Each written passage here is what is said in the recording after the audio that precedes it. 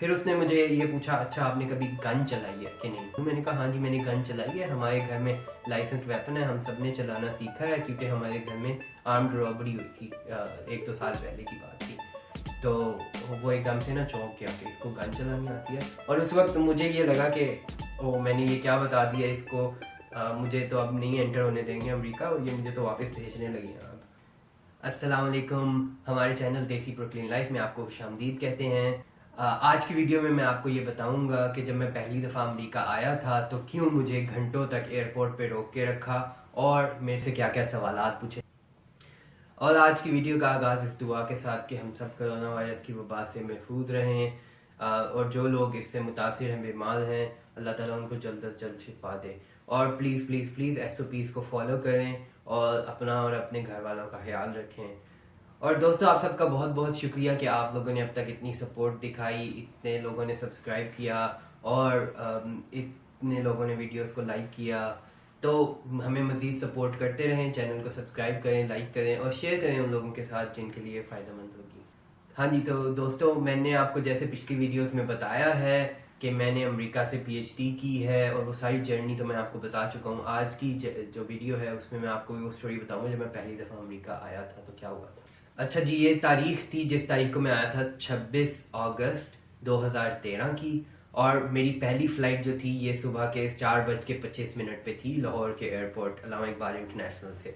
और ये फ़्लाइट थी इत्तेहाद की जिसने अबू धाबी लेके जाना था मुझे, और ये तकरीबन 3.5 घंटे की फ़्लाइट थी। तो ये 3.5 घंटे की फ़्लाइट जब ली मैंने तो उधर मैं लैंड हुआ तकरीबन 7 साढ़े 7 बजे के करीब। अब वहाँ से जब मैं लैंड हुआ अबू धाबी में तो तकरीबन 11 बजे पाकिस्तानी टाइम के लिहाज से मेरी फ़्लाइट थी उसी दिन। तो 3 घंटे का लेओवर था मेरा। तो मैं वहाँ से गया और मैंने अपनी अगली फ़्लाइट का गेट ढूंढा और दोबारा सिक्योरिटी में से गुजरना पड़ता है, तो सिक्योरिटी में से गुजरा और अपना सामान लेके मैं अगले गेट पे गया जहाँ से मेरी अगली फ़्लाइट थी। तो अगली फ़्लाइट जहाँ पे थी तकरीबन पाकिस्तान के 11 बजे, तो वो फ़्लाइट थी सीधा न्यूयॉर्क की जहाँ पे मैंने जाना था।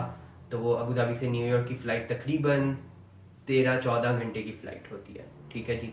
तो उस फ्लाइट पे फिर मैं बैठ, और यहाँ पे रुक के मैं आपको एक बात ये बता दूं कि ये 26 अगस्त 2013 की बात हो रही है, और मैं इससे पिछली रात यानी 25 अगस्त को जब मैं सुबह जागा था तो लास्ट में तब सोया हुआ था। जो 26 से पिछली रात थी, क्योंकि मेरी फ़्लाइट सुबह 4 साढ़े 4 बजे थी, तो मैं पूरी रात नहीं सोया हुआ था क्योंकि तैयारी कर रहे थे, सामान की पैकिंग कर रहे थे और मतलब घर वालों से बातचीत, मिलना जुलना चल रहा था। तो उससे पिछले दिन मैं सोया हुआ था और पूरा 24 से ज़्यादा घंटे गुजर चुके थे जब मैं नहीं सोया था, और फ्लाइट में भी मुझे नींद नहीं आई थी अबू धाबी वाली फ़्लाइट के अंदर। तो ठीक है जी, अमेरिका वाली फ़्लाइट में बैठ गए, वहाँ पे बैठे तो 13 घंटे की फ़्लाइट, उसमें बैठ के मूवीज़ वगैरह देख के टाइम गुजारा, उसमें भी मुझे नींद नहीं आई। हाँ जी, तो जिस वक्त मैं लैंड हुआ न्यूयॉर्क में उस वक्त पाकिस्तान के लिहाज से 27 अगस्त के तकरीबन 2 बजे थे। तो तकरीबन 24 घंटे का अरसा, या 24 घंटे से 2 घंटे कम, 22 घंटे का अरसा मैंने ट्रैवल में गुजारा था। और मैं 48 घंटे तकरीबन होने को आए थे जब मैं सोया नहीं हुआ था। तो ये मेरी हालत थी जब मैं लैंड हुआ न्यूयॉर्क के अंदर। तो अब आगे वहाँ पे जो है आप जाते हैं, इमिग्रेशन में लाइनें लगी होती हैं, ठीक है जी।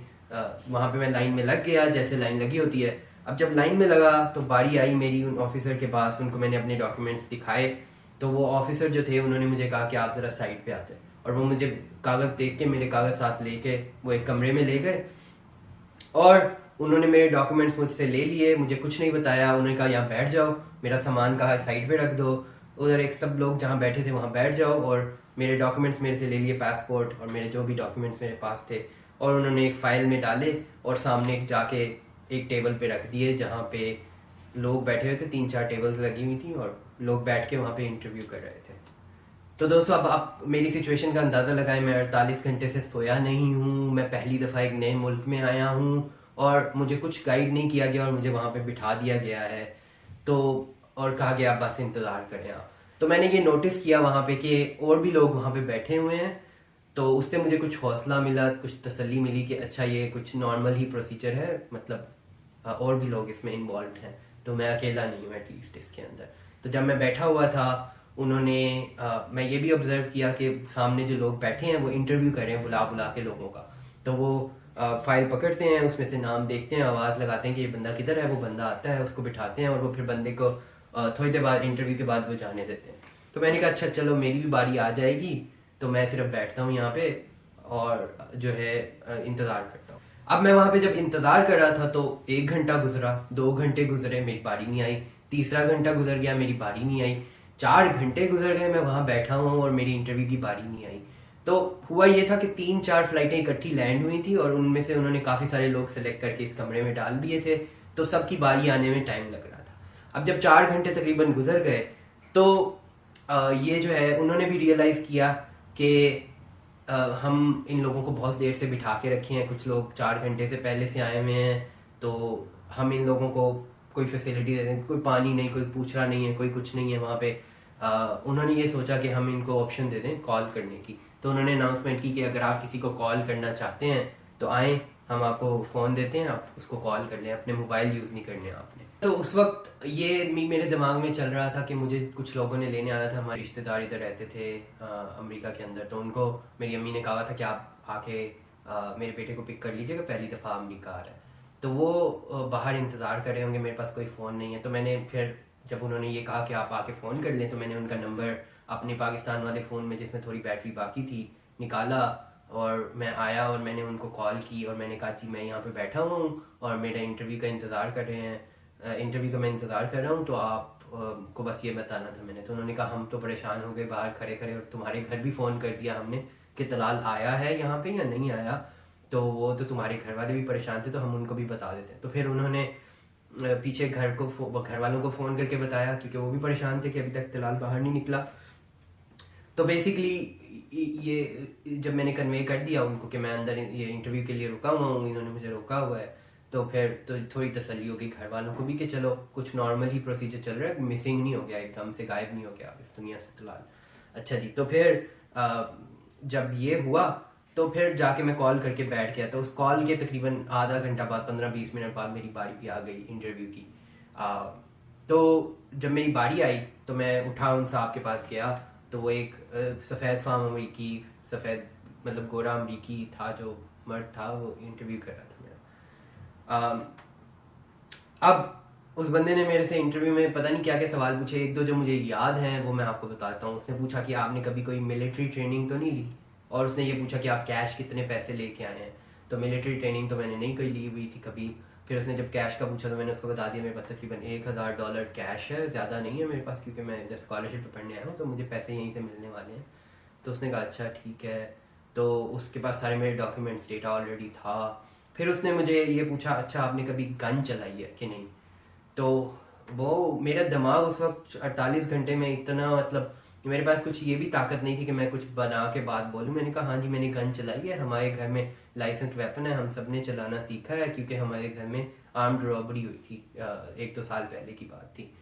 तो वो एकदम से ना चौंक गया कि इसको गन चलानी आती है, और उस वक्त मुझे ये लगा कि ओ मैंने ये क्या बता दिया इसको, मुझे तो अब नहीं एंटर होने देंगे अमेरिका और ये मुझे तो वापस भेजने लगी हैं अब।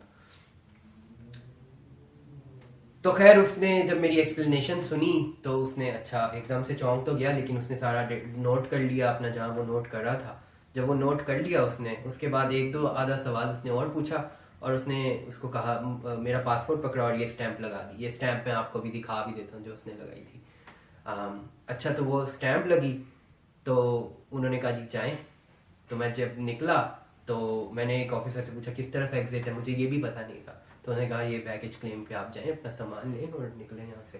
तो वहाँ जब मैं बैगेज क्लेम पे गया तो वो सामान मेरा क्या, वो पूरी फ़्लाइट का सामान जा चुका था, मेरा सामान उतार के किसी ने साइड पे रख दिया। तो खैर मैंने अपने बैग पहचाने, उठाए और घसीटता हुआ बाहर ले गया। बाहर जो मेरे रिश्तेदार आए थे उनको पहचान लिया मैंने, हालांकि सालों में एक बार मिला हूँगा उनको कभी, तो वो उन्होंने भी मुझे पहचान लिया।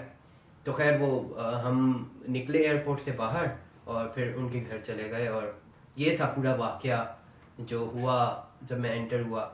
तो पैगाम यहाँ पे देने का मकसद ये है कि जब अगर आप कभी आएँ इधर तो इस चीज़ के लिए तैयार रहें, अपने घर वालों को भी बता दें कि ऐसा कुछ हो सकता है, और परेशान नहीं होना। आपने जो भी आपसे पूछा आपने उसका सच सच जवाब देना है। और मतलब उन्होंने अब तक आपका इतने बैकग्राउंड चेक कर लिया हुआ है कि उनको ये अनलेस के कोई बहुत स्टैंड आउट करे चीज़ आपको डिनाई नहीं करते एंट्री। अगर आपकी वैलिड रीज़न है, आपने इंटरव्यू में झूठ नहीं बोला, आपने वीज़ा के इंटरव्यू में झूठ नहीं बोला, आपने जो भी डेटा दिया है वो सच्चा है, तो आपको परेशान होने की कोई ज़रूरत नहीं है। आप बस इंतज़ार करें, सब्र करें, पेशेंस के साथ ये काम निकल ही आते हैं। और एक और बात यहाँ पे ये बता दूँ कि इसके बाद कभी मेरे साथ ऐसा नहीं हुआ। पहली बार ही उन्होंने ये इंटरव्यू किया था, उसके बाद अगर रोकते भी हैं तो वो जल्दी से फिर देख के डॉक्यूमेंट्स वापस कर देते हैं। मतलब आधे 1 घंटे से ज़्यादा कभी नहीं रुके मैं एयरपोर्ट पे। तो परेशान नहीं होना आपने, टेंशन नहीं लेनी, अपना ख्याल रखें, दुआओं में याद रखें, और चैनल को सब्सक्राइब ज़रूर कर लें, वीडियो को लाइक कर दें और शेयर करें उन दोस्तों के साथ, बहन भाइयों के साथ जो अमेरिका आना चाहते हैं पढ़ने के लिए।